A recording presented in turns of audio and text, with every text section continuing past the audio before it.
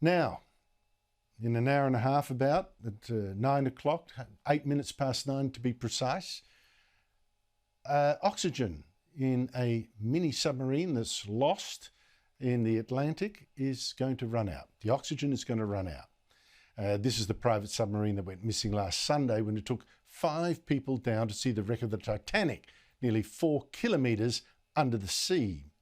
There have been reports of knocking sounds being heard every half hour, but otherwise no sign of where that noise is coming from.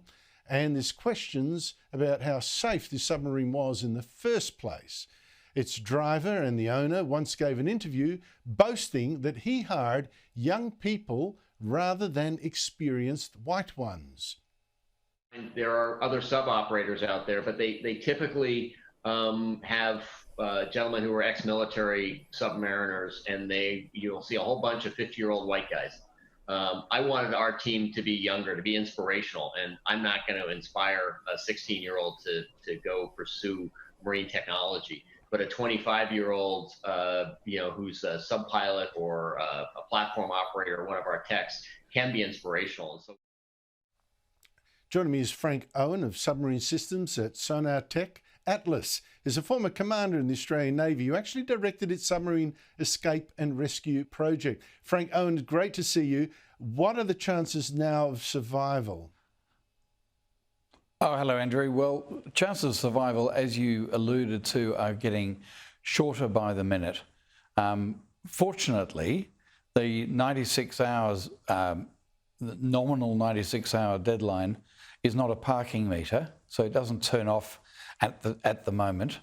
And also, fortunately, on board is a very experienced diver in the form of a white, in fact, he's a 71-year-old white male, who's Jean-Henri, and I can't pronounce his name at the moment. He would have been telling them how to conserve oxygen and reduce their carbon dioxide output. So there's quite likely that the supplies will last well beyond the 96 hours that becomes a useful metric to measure it by.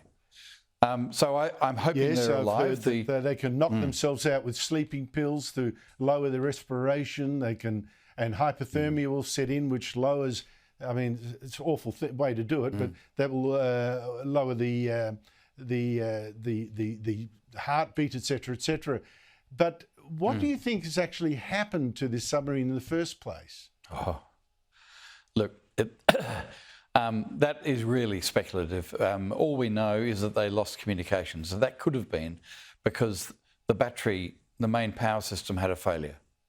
As you alluded to earlier, there's been a lot of discussion and controversy about the design approach and how the Ocean Gate deliberately chose not to use what they saw as conventional bureaucratic and delay-causing certification systems that are used in every other, basically every other submersible in the world.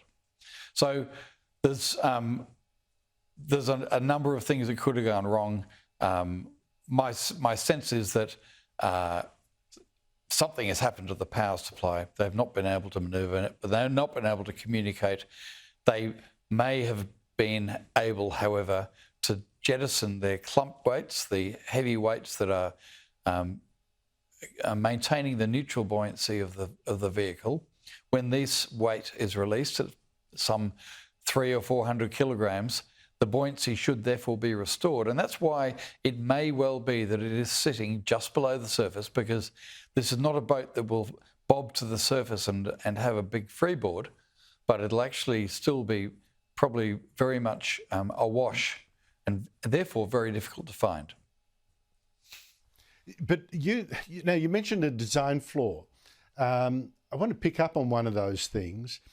One of the terrible design problems with this submarine is that even if the submarine did bob up to the top or close to the top, the hatch can't be opened from inside. So even if it somehow does reach the surface on its own, as you just pointed out it could, it has to still be found very quickly so that it can be opened from the outside and the passengers released, the oxygen let in, whatever. And it makes me wonder, how could people, and very rich people at that, I mean, it costs what, $250,000 US to get a ride in this thing. How do they trust their lives to such a jerry-built machine? Well, there's actually, I'm not sure I'd agree with that being the basis of that point, because there are many vehicles that can't open the hatch from the inside. When a vehicle comes back from when a space capsule comes back from outer space, it splashes down, it's then opened up from the outside. If they did open the hatch, not only would they let oxygen and air in, they'd also let a huge amount of seawater in, and it would sink it. And they wouldn't, in saving themselves, they would lose everything, including possibly themselves. So it is designed to be manoeuvred onto this submersible barge that is strapped down, that is then lifted on or towed over the stern of the mothership, where it then can be safely opened up. So it's not a real, it might sound that it would be, or think that it'd be easy to open, it'd be a sensible answer, but I think that's a bit of, it falls into the category of easy to explain, easy to understand, but wrong.